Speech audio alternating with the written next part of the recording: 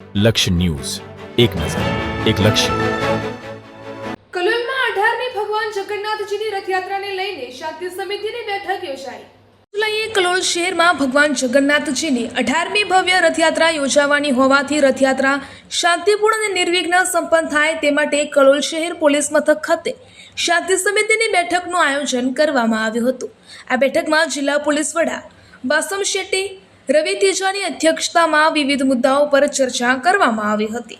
આ રથયાત્રા કલોલના ભગવાન સત્યનારાયણ મંદિરથી પ્રસ્થાન કરશે અને શહેરના મુખ્ય માર્ગો પરથી પસાર થશે. આ રથયાત્રા દરમિયાન કાયદો અને વ્યવસ્થા જળવાઈ રહે, ટ્રાફિક વ્યવસ્થા સુચારુ રહે, કોઈ પણ પ્રકારની અફવા કે ગેરસમજ ન ફેલાય તેમજ તમામ ધાર્મિક કાર્યક્રમો શાંતિપૂર્ણ માહોલમાં સંપન્ન થાય તે માટે પોલીસ તંત્ર દ્વારા આગોતરી તૈયારીઓ કરવામાં આવી છે.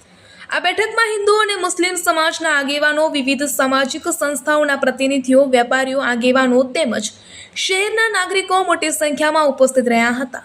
જિલ્લા પોલીસ વડાએ પોતાના સંબોધનમાં જણાવ્યું હતું કે કલોલ શહેર હંમેશા કોમી એકતા અને ભાઈચારાનું ઉત્તમ ઉદાહરણ રહ્યું છે.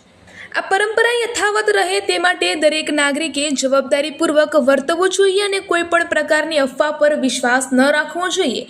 તેમણે નાગરિકોને અપીલ કરી હતી કે જો કોઈ શંકાસ્પદ પ્રવૃત્તિ નજરે પડે તો તેની તાત્કાલિક જાણ પોલીસને કરવી તેમજ સોશિયલ મીડિયામાં કોઈ પણ પ્રકારના ભડકાઉ અથવા અપ્રમાણિત સંદેશાઓ ફોરવર્ડ ન કરવા.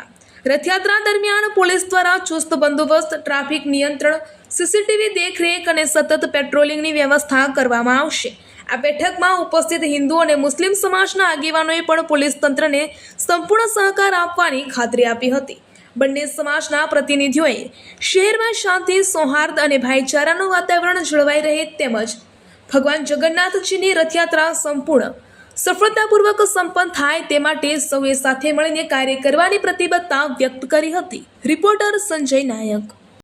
મારી સાથે ઉભેલા રથયાત્રા કમિટીના મિત્રો, મારો પોતાનો પરિચય મુકેશભાઈ પટેલ ઉર્ફે સેનેટ, પ્રદીપભાઈ ગોહિલ કાઉન્સિલર કલોલ નગરપાલિકા, કેયુરભાઈ બારોટ ઉપાધ્યક્ષ કલોલ ભારતીય જનતા પાર્ટી, આશીષભાઈ પારેખ રથયાત્રાના સુંદર કાર્યકર્તા. આ ભગવાન જગન્નાથજીની 18મી રથયાત્રામાં 14.5 કિલોમીટર લાંબી રથયાત્રામાં કલોલના ત્રણેય ભાગમાં ફરી રસ્તામાં 40 જેટલા ઠંડા પીણા, આઈસ્ક્રીમ, મહાપ્રસાદ, ચોકલેટ, છાશના વિતરણ કેન્દ્રો જનતા દ્વારા કેમ્પો કરવામાં આવેલ છે તથા રથયાત્રામાં 70 ભજન મંડળી, 110 ટ્રેક્ટરમાં 5 ડીજે સાથે નાસિક બેન્ડ, વિવિધ પ્રકારના કરતબો દર્શાવતા આપણે 2 અખાડા સાથે સુંદર આયોજન કરેલ છે. તો સૌ કલોલની ધર્મપ્રેમી જનતાને રથયાત્રામાં ભાગ લેવા રથયાત્રા સમિતિ આમંત્રણ પાઠવે છે. આ વખતે 15 તારીખના રોજ રથયાત્રાના આગલા દિવસે મામેરાના યજમાન રમણલાલ મગનલાલ પટેલ એસ્કોટ કાઠાવાડા ફેમિલી છે. તો કાલે 15 તારીખે બપોરે 3 વાગે ભગવાનના મંદિરેથી મામેરું યજમાનશ્રીના ઘરે જશે અને ત્યાં પ્રસાદ લઈ ભગવાનને મંદિરે પરત લાવવામાં આવશે.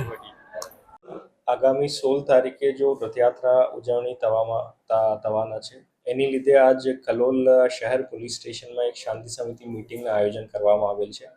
આ શાંતિ સમિતિ મિટિંગમાં શાંતિ સમિતિ સભ્યો અને કલોલ શહેરના અલગ અલગ સમાજમાંથી આગેવાનો હાજર હતા. આ તમામની શાંતિ માટે અપીલ કરવામાં આવેલ છે અને દર વખતે જેવી રીતે શાંતિથી દર તહેવાર ઉજવણી કરવામાં આવે છે, આ જ રીતે આ વખતે રથયાત્રા પણ ઉજવણી કરે એની માટે અપીલ કરવામાં આવેલ છે અને એને તાકીદ પણ કરવામાં આવેલ છે કે જો પણ કોઈ પ્રોબ્લેમ ક્રિએટ કરવામાં કોશિશ કરશે એને વિરુદ્ધ પોલીસ તટસ્થ પગલાં લેશે. લગભગ 1 અઠવાડિયાથી પોલીસ અલગ અલગ જગ્યાઓ પર ફૂટ પેટ્રોલિંગ કરી રહ્યા છે. આ જ દિવસે ફૂટ પેટ્રોલિંગના થોડા આગળ વધીને પોલીસ બાઇક પેટ્રોલિંગ પર કરવાનું છે આખું રસ્તા ઉપર. આ રથયાત્રામાં કુલ મળીને 200 પોલીસ અધિકારી કર્મચારી બંદોબસ્તમાં તૈનાત રહેશે.